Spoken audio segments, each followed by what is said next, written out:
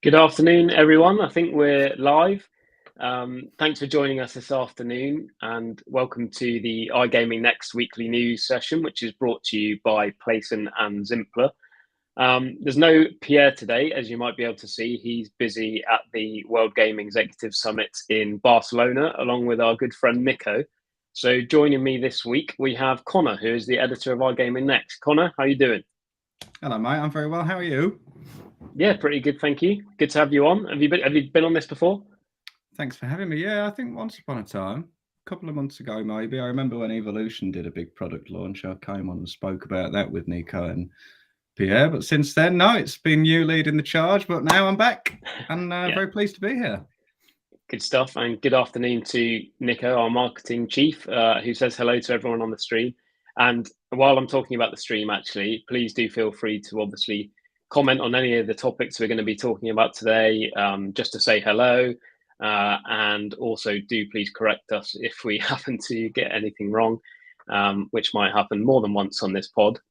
We'll do our best, but it might form a slightly looser format than usual without Pierre. I appreciate it's a bit like going to see Queen without Freddie Mercury probably when Pierre's not here. But hopefully me and Conor aren't too much of a downgrade. So Conor, how have you been? I've been very well. Does that make me Brian May or the other one? I can't remember his name. But yeah, I'm doing good. I'm having what might be the world's strongest iced latte. Hmm. So if you see me grimacing throughout, it's because there's about 9 shots of espresso in there by the taste of things. So I'm off to a flying start this afternoon. Yeah, it's been a good week, actually. It's been quite an interesting week, particularly for the UK. Mm. We've seen a lot of kind of quite interesting stories. I don't know which one you want to talk about first, Jake, but there's plenty to discuss on this Yeah, unusual little yeah. island that we live on. To say the least. I think, yeah, we'll get into the topics in a minute. But first of all, I think this is perfect preparation for you personally, Conor, right? Because if I'm not mistaken, you're going to be on prime time British television this Saturday night.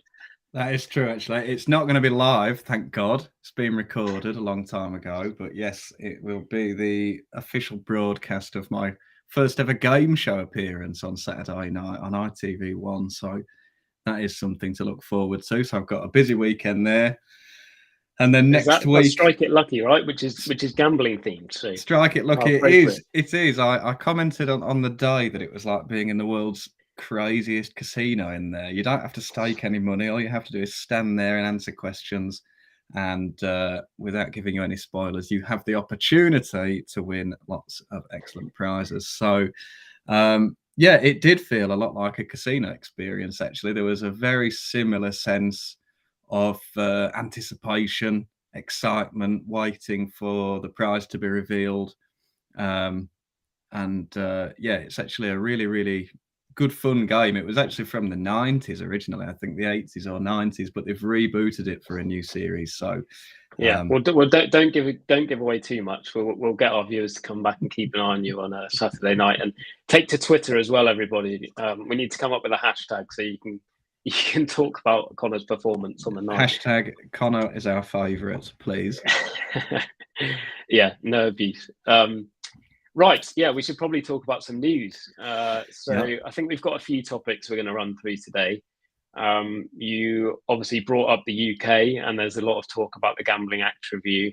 And I think let's just dive straight into it. So I guess we could begin by looking at football sponsorship, and that again was brought to our attention this week by Stake.com, who we love to talk about. We're not obsessed with these guys; they just crop up in the headlines a lot.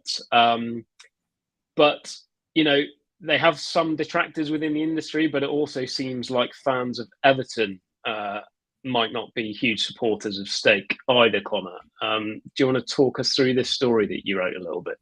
Yes, certainly. So there's been a couple of stories recently, and it all started earlier this month, I think on or around the 9th of June, when Everton confirmed that Stake.com would become their kind of main sponsor. So they've become the front of shirt sponsor.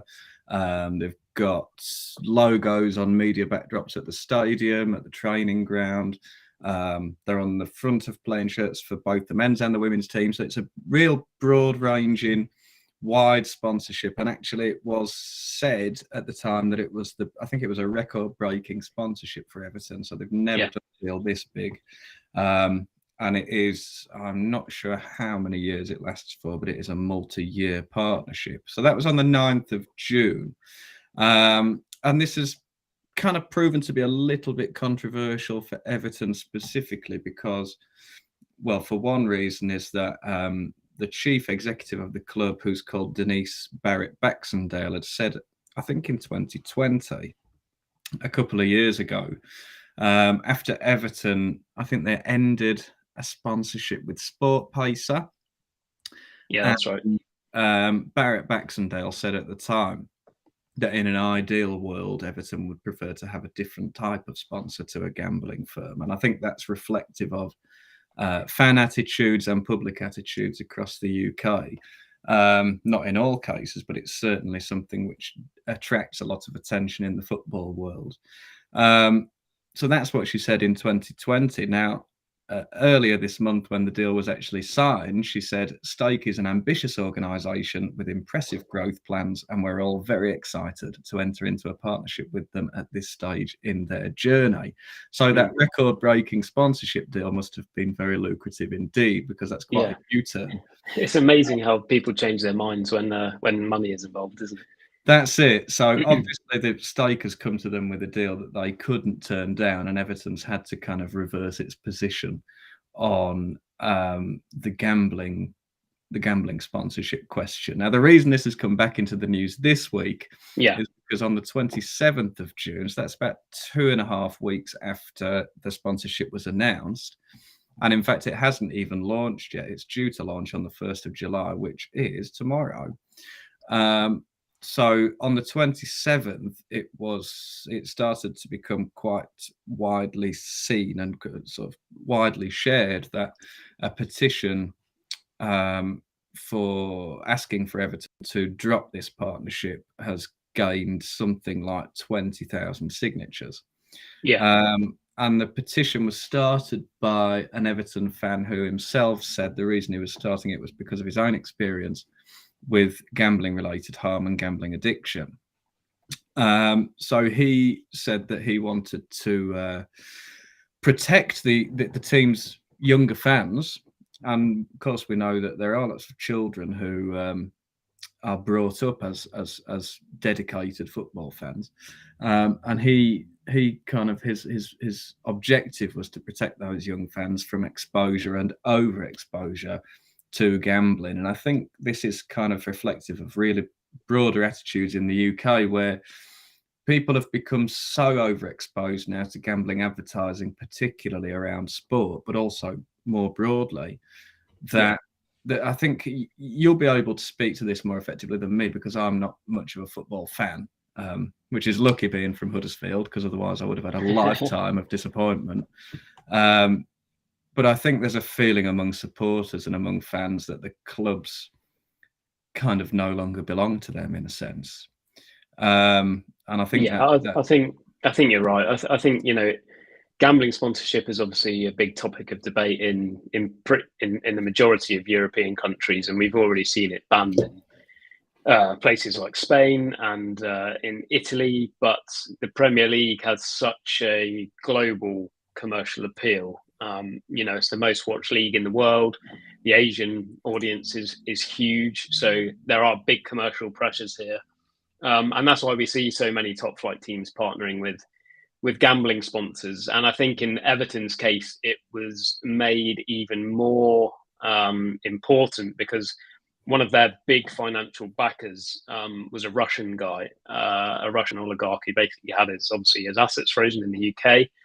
So they were kind of between a rock and a hard place commercially, and had to do something to get those revenues secured as soon as possible. And that's when the deal with Stake.com came along. I think there are other clubs in probably slightly more secure financial positions that are now taking it upon themselves to say, our fans are going to, you know, splash back against this. So we won't partner with a gambling company. We'll partner with a car retailer or, you know, a local trader in some instances. So I think attitudes are changing. And 20,000 signatures is not to be sniffed at, really. Everton Stadium probably holds about 40,000 people or something like that. Yeah. So it's a good half of those at least. But I think this story did come as a bit of a surprise when it was first published, because I don't know about you, Conor, but I certainly was expecting football sponsorships to be banned as a result of the Gambling Act review, which has obviously been long delayed from last year, and now it sounds like it might eventually be published this first week of July, while IGB Live is happening in Amsterdam. So that will be interesting. But yeah, I mean, for a long time, it looked like sponsorships in sport were going to be, some low-hanging fruit, really, for politicians to say, well, we'll remove that. It's no longer in the public eye. There wouldn't be too many protests apart from football clubs who obviously, have a million different revenue streams anyway. Mm-hmm. But it looks like, according to the latest story in the Times, that sponsorships are going to be allowed to continue at least next season and potentially even longer. Yeah, it does almost beg the question of whether somebody knew something, whether they knew something on the inside, or whether somebody had some kind of indication that, a ban on football sponsorships was not forthcoming, because I think it was so broadly, it was almost accepted that was happening. And a lot of people fully expected that to take place. And now we've kind of got a different tune. I actually saw a piece in The Guardian today that said the opposite to what the Times said, that the sponsorship ban may still go ahead. But by the sounds of things, it sounds as if the government has selected, from what we've got, which is all kind of, I guess it's been leaked out of Parliament.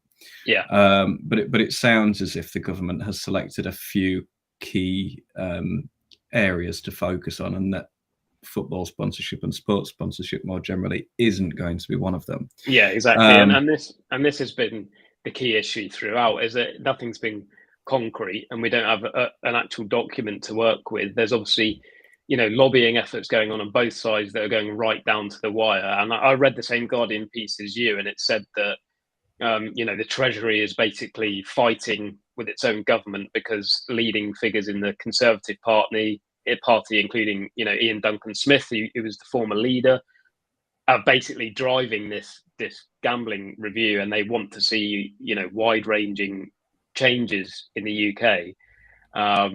A lot of the debate in the UK has been based on gambling-related harm and suicides, really, as well, as a result of gambling addiction. So that's a lot of the press coverage and a lot of what the politicians leading this fight have been using to kind of push this through Parliament. Mm-hmm. But it sounds like the Treasury, obviously, with the economic situation as it is at the moment, wants to fight against that and try and cling on to every ounce of tax revenue that it can, for obvious reasons. And I think what we've seen from the review, or at least the latest story from the review, is that this isn't going to be the worst case scenario for the UK's online sector, but it's not going to be the best case scenario either. They haven't escaped scot-free. And I think it was the Times that estimated it would be around 700 million impact on online gambling operators. Maybe you could put that figure into perspective for us a little bit, Conor. Well, yeah, and I think that's probably going to be a result of stake limits on online casino. I suspect that would be the driving force of what reduces revenue. Yeah, exactly. So let's just touch on what we think the review is going to include to lead to that deficit, basically. So what the Times thinks we're going to see is maximum slot stakes, like you just said, on casino games of between £2 and £5, which is pretty drastic. They're unlimited at the moment.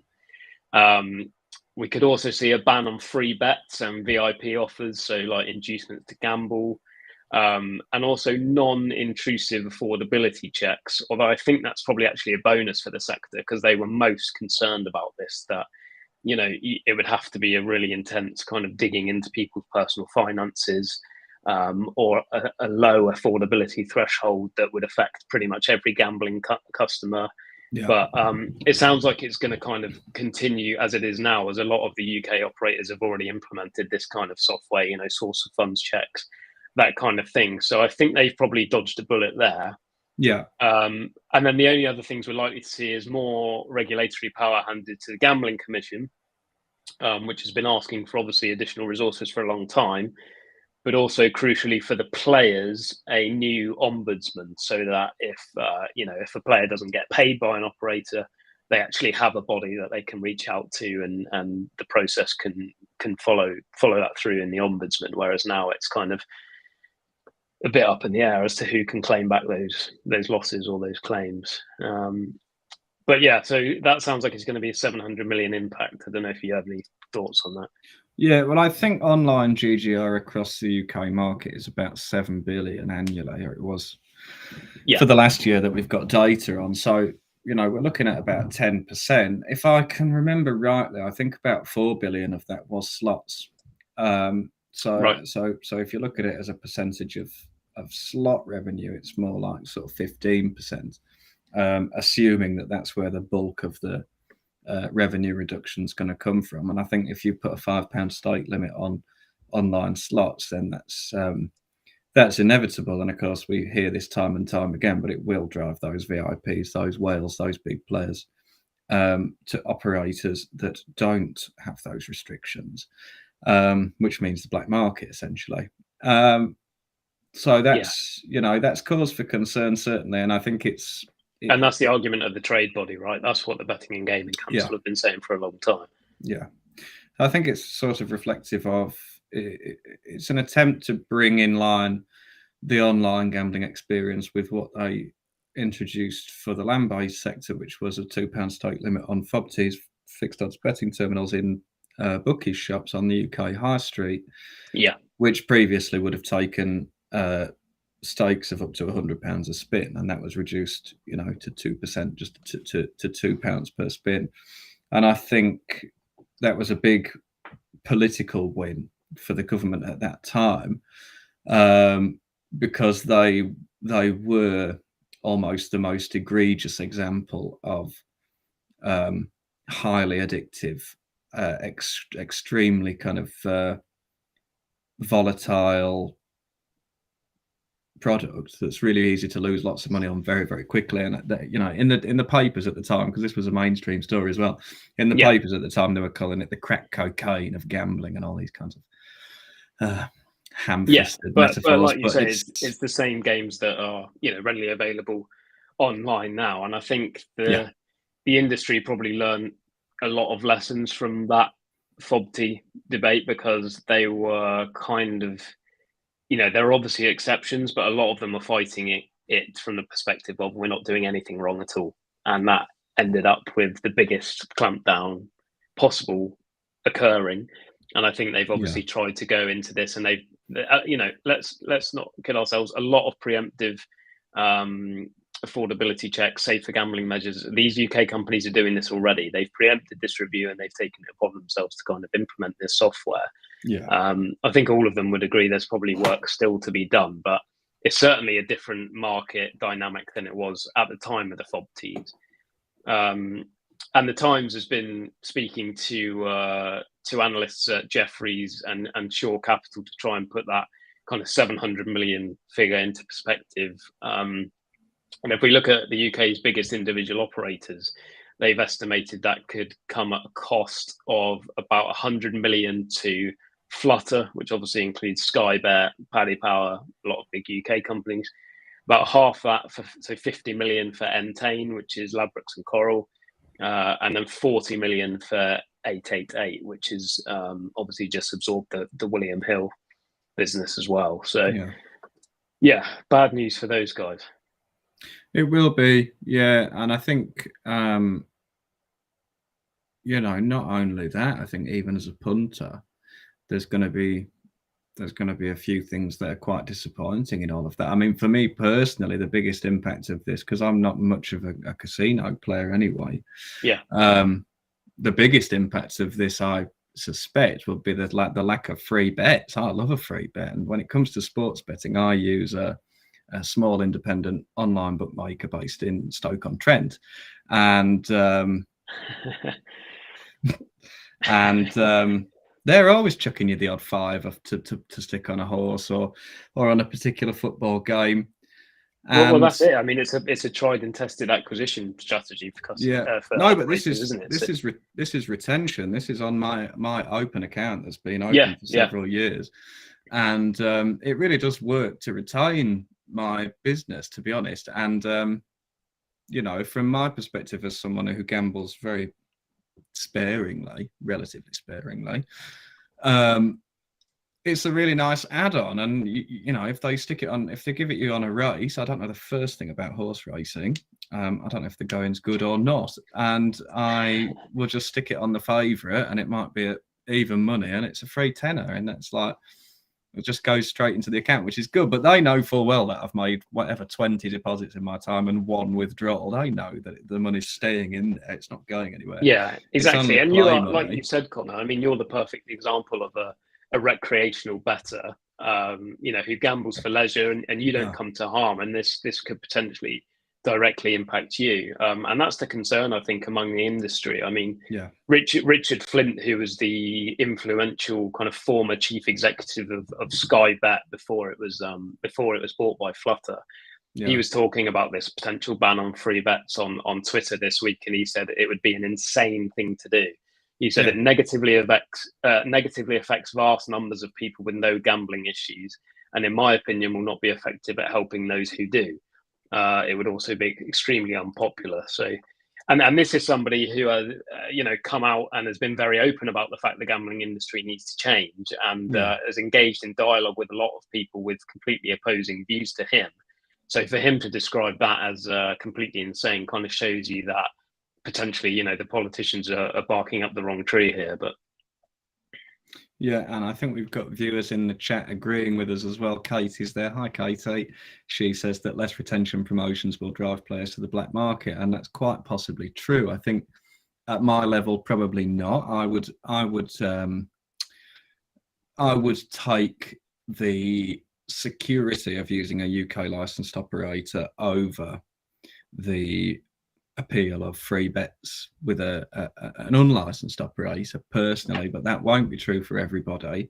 And those operators that can kind of offer that extra experience above and beyond what the UK based operators can will probably benefit from that. So I think it's absolutely right. And all these little things, like I said before, I think the casino stakes limit would have the biggest impact on revenue, but all these little things kind of serve to keep chipping away at those revenues. And so the impact is anybody's guess at this point. We've got that estimate of 10% of GGR, which would be no picnic for the industry, but it could be even worse than that.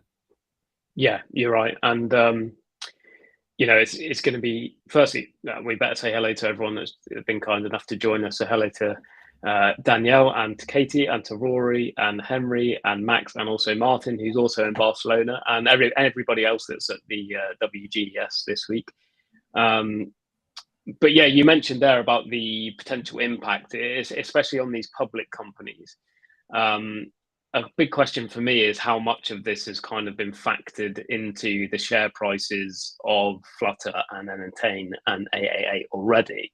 Yeah. You know, how do we expect this to move the dial when the review actually comes out in black and white for people to read? Because, you know, with this situation, when you hear about stake limits, all that kind of thing, the obvious assumption would be to say, well, the share price is going to go down. But I think analysts are actually feeling quite bullish about this. And we've said multiple occasions, the stock market never does what you expect it to do.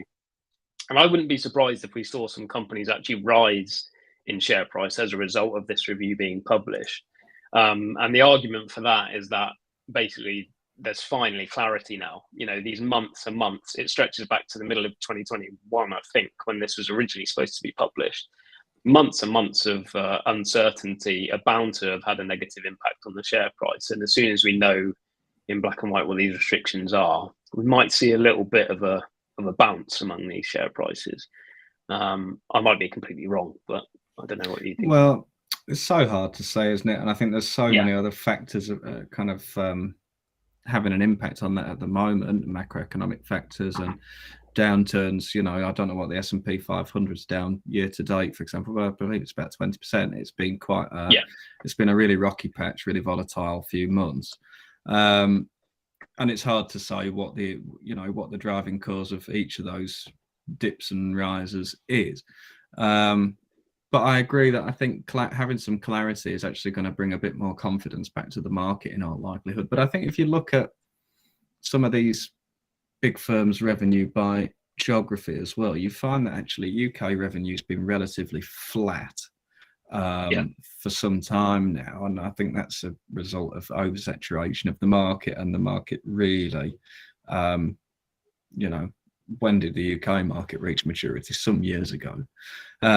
So it's kind of very mature market where there don't appear to be any huge growth stories, any new unicorns. Exactly. That's why it's those same for the operators at the top, because it's the barriers to entry are so high. But another reason why we could potentially see a positive spin on this review is because the industry has avoided a lot of the punishments we thought might arise. So obviously the ban on football sponsorships is the obvious one that we've talked about, but also it doesn't sound like there's going to be a mandatory levy on the industry to fund research and treatment, which is again a big surprise. That seems like something that would be fairly straightforward to implement. At the moment, operators make a voluntary contribution to GambleAware every year, but that's between 0.1% and 1%. So, not much of anything. I think, in fairness, the leading UK operators that are part of the Betting and Gaming Council have taken it upon themselves in this initiative to give 1%. But perhaps a mandatory levy would have been even higher than that. So there are silver linings here as a result of this review. It's nowhere near as bad as it could have been. I think that could have been seen as anti-competitive, to be honest. If that was a blanket thing across I think there's thousands of licensees in the UK, and probably only a handful really that can afford to make bigger contributions than they already do. So that could have been seen as quite anti-competitive, and it just would have been a greater increase still to those barriers to entry that you mentioned in the UK, which is already such a tough market to operate in. I think also, finally, there's been one kind of unseen consequence of this review, and there's obviously been some very good lobbying going on behind the scenes from the land-based sector. Because this came out of nowhere, but it sounds like there's going to be some positive news in there for land-based casinos, who will now be able to install up to 80 gaming machines in their establishments rather than 20, so a 4 times increase. And they'll also be allowed to extend credit to wealthy foreigners. There's obviously, land-based venues are struggling, especially because of COVID and people not being desperate to return to London because tourism rates are down across the board. This is an obvious incentive there that they're hoping will kickstart the economy. But which effectively means like VIPs are, fine in the land-based environment, but not for online anymore. I didn't see this coming, Conor. I don't know whether you did for the land-based sector, but it's going to be great news for companies like Rank Group, for example, who have had a pretty rubbish time of it of late. No, I don't know if anybody saw this coming. It's quite surprising that there's a trade-off here, that they're putting these restrictions onto the online sector and then giving something back to the land-based. And you can understand why. The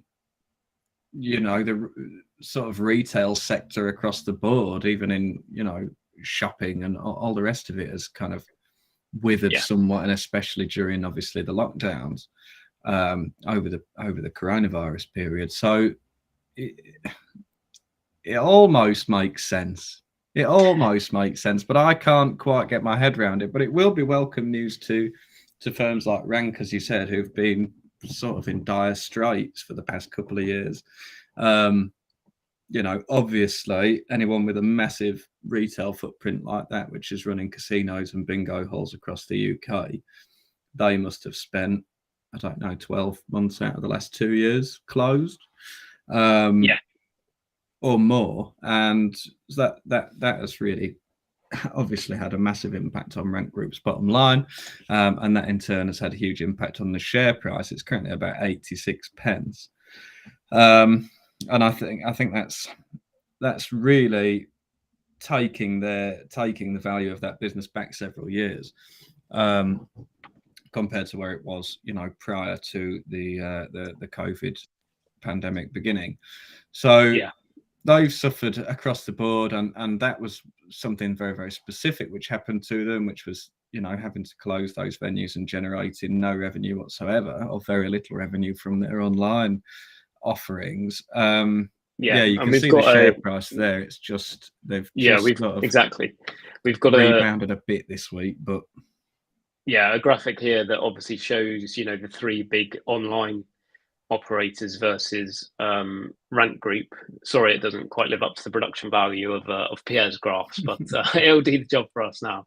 And Richard Stuber, who's an analyst at Numis and a friend of iGaming Next, has said that Rank could see a boost to operating profits by as much as 37 million. So, you know, this is really big news for them, and you can see it's been partially reflected in that 1 week trade price. Obviously, like you said earlier, Conor, there's macro factors in play as well. Yeah. And if we look at the 1 month and the year to date, I mean, it's just carnage, isn't it? It's just a sea of red. Yeah, exactly. But thanks, Elizabeth, for that graphic. But what you can't see on that graphic is the 3 year share price, which is equally interesting. So Entain is up 85% over the last 3 years. Flutter is up 34%. 888 is pretty flat at about 5%, but then Rank is down 47.5%. Yeah, so that's what I was saying before about this, exactly. Yeah, taking the value of the business back to what it was in, you know, it's probably comparable to something like 2011 or 2012. It's like really taken it back into the dark ages in a sense, because of the massive impact of everything that's been happening. And this is a business that does have a digital division. It does. Its Grosvenor Casino brand does have an online offering, and I suspect the Mecca Bingo brand is online as well. But that only accounts for 9% of its operating profits. It's pretty small. Now they have just they're in the process of completing what would you call it, a migration of all that tech onto their own proprietary tech, I think, which is expected to kind of give them a bit more revenue from online. Peel Hunt have said that their digital division might account for as much as 33% of operating profit by 2024. Right. Okay. So there's obviously which is a big increase. There is a growth migration case has been here. a problem for a while, I think. But I think who was it who said what that the VIP thing and the increase in the number of machines could increase their operating profit by 37 million? Is that right? Because they've just reduced their operating profit expectations for this financial year, which ends today. Well, exactly. They put out a profit warning on the 20th of June. Yeah. Which is their second in about 3 months, I think. Another one came in April, which goes back to what we were saying. We were blindsided by this, and presumably so were they, because had they known they could, times by 4 the amount of gaming machines they've got in their land-based establishments, I don't think they would have issued this profit warning. Although, again, it's probably not going to occur in time for the reporting period that the profit warning covers. So it probably still would have been appropriate. But certainly looking further into the future, it's a cause for optimism for Rank, as is that online migration, if and when they ever do get that sorted. I think that was built on the old Stride Gaming technology stack. but they've had a few issues with it. Yeah, I think Peel Hunt's target price for Rent Group is something like 180 pence. So that's sort of nearly 2.5 times what it is at the moment. So it could be a buy, although that is not investment advice, obviously. Yes, of course. But yeah, as always, I mean, we focus quite a lot on the UK today, and I hope you'll allow us that indulgence, because obviously Pierre's not here, so we can do what we want. we're both based in the UK, and it is a big issue. I know, the temptation is for a lot of you in Europe is to not look at the UK because it's such a mature market, and the regulations there have been tightening so much over such a long period of time that there's no growth to be had, as you alluded to earlier, Conor. But this is pretty big deal for UK consumers and gambling companies, some of which are the biggest in the world globally. So, yeah, I thought it was only fair that we pay that topic some attention. But yeah, go on, please. The other thing, just quickly, is of course that UK regulation has been used as a model in jurisdictions across the world over the last few years. So it's probably not too out there to suggest that other countries might soon follow suit. So this could be the canary in the coal mine for casino stake limits. Perhaps Germany was when they established their regulations, but certainly these big European markets are probably indicators of what's to come across the market. I think the UK was far ahead of the game with that 2005 regulation, and that's what's been used as a blueprint. But recently they've kind of lagged behind the discussion compared to other European jurisdictions that have taken a bit more of a tougher stance, certainly on marketing. But yeah, I mean, iGaming Next has gone international today. It looks like we've got viewers from South Africa, Argentina, and Bulgaria, and of course those in Barcelona and Essex in the UK. Let's not forget that. So. And Essex, yes, almost like another country, but not quite. But yeah, I mean, it comes as no surprise as well, Conor, that the UK is not the only market that has some regulatory turbulence going on this week. We spoke at length about this on the pod last week, and that was Germany. So the situation in Germany. And it's a pivotal time for Germany because the new regulator is kind of set to take over the reins from the state regulator as of tomorrow. So operators will have officially had 1 year to kind of tolerance to go through that period after the regulation was first announced. Now, we don't think the regulator is going to be firing on all cylinders until January of next year, but they certainly aren't going to waste any time in taking action against offshore unlicensed gambling companies by the sounds of things. And I think we just had a thumbnail there of an article that our editorial colleague Sonia has written today on the latest, which says German market in litigation limbo as operators gear up to defend player claims. And basically, I think, first of all, we go to the website and have a read of this article. Sonia's done a great job and spent a lot of time talking to lawyers who are, a lot smarter than we are and certainly more informed on this topic. But it's basically broken down into two sort of litigation challenges that operators are facing at the moment. And the first is whether they're going to be on the end of enforcement action for operating illegally in the market during this transition period. But the other one, which I think is very interesting, is that a lot of them are being chased down by players who want to reclaim their losses based on the fact that they were basically gambling at an unlicensed casino. So we could see thousands of cases of players stretching back to 2017, trying to recoup their losses in the courts with the help of some legal tech firms and some lawyers, which is obviously incredibly bad news for operators, because when they're making their financial forecasts, the last thing they're thinking about is having to give player losses back from 3 years ago. So, as if they didn't have enough on their plate, they now have this to deal with. So, how's that going to work, Jake? Because I am not familiar with this story at all. You're teaching me here. Well, I think Sonia's teaching all of us. We're glad to have a German expert on the team now because, like I said last week, I think this topic's kind of been held on the top shelf for some time because it's so complicated. Does it mean that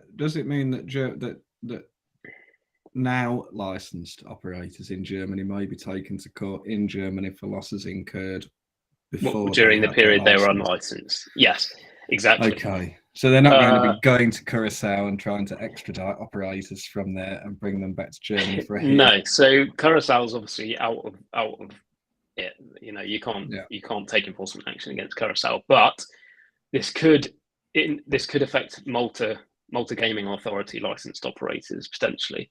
Certainly, the clampdown on unlicensed gambling by the state and the regulator. As I think there's 25 companies that are facing prospective criminal charges over this. So yeah, I mean, it could have ramifications for a lot of operators. The issue is we don't know who the operators are because a lot of this is tied up in ongoing legal cases. But basically, I mean, yeah, you talked about you being a Bet365 customer earlier, right, Conor? So I'd never mentioned them by name. That was your assumption. You didn't have to. But yeah, basically, say they were unregulated in the UK any period up to 3 years ago, and you did your head in on the horses as usual. Thought you were the bee's knees at Cheltenham, but ended up losing £500,000. You know, you could go to a lawyer, and there's law firms that are capitalizing on this trend at the moment, online ones. Websites like Chargeback24 or Help Check or Right Now have been name checked in our articles. So they basically help these players by making the whole process a million times easier with the documentation, everything, but for a massive cut of the returns or for a compensation fee. So it's a pretty lucrative business for these law firms at the moment, as you can imagine. Yeah, it's a very good business model, and there's always something. I think people in the UK particularly were plagued with about 15 phone calls a day for several years of people trying to give them refunds on PPI, payment protection insurance, that they had on loans and things like that. I used one once to claim compensation on a flight delay, and they do make it very easy. And even though they're taking half of your profit, you don't really care because you wouldn't have. Yeah, who has time for that? Well, exactly. And Sonia, who used to write for iGaming Malta and also a lot of in-flight media publications, use the example of flight compensation for delays, cancellations, that kind of thing. And it's a tried and tested model in that industry, and it's obviously being copied in Germany. But she makes a really good point here that this isn't the first country this has happened in. This also happened in Austria, which still maintains an online casino monopoly. So in 2021, the Austrian Supreme Court ruled that foreign online casino operators were illegal, and therefore gambling losses should be refunded. And it wasn't just small, Curaçao licensed or multi-licensed companies. This had a major impact on big players in the space. So Bet at Home, for example, they ended up having to close down their Malta subsidiary and save costs by sacking 65 employees because they had to basically pay out on these losses. So I think there's a lot of caution in the German industry at the moment, and everyone's reluctant to go all guns blazing when there's so much uncertainty. We'll have to get Robert Lesenthofer or Sonia herself or a German gaming lawyer on our weekly news podcast 1 week to go into this in some more detail, because like I said, I feel like we're only really scratching the surface on this topic.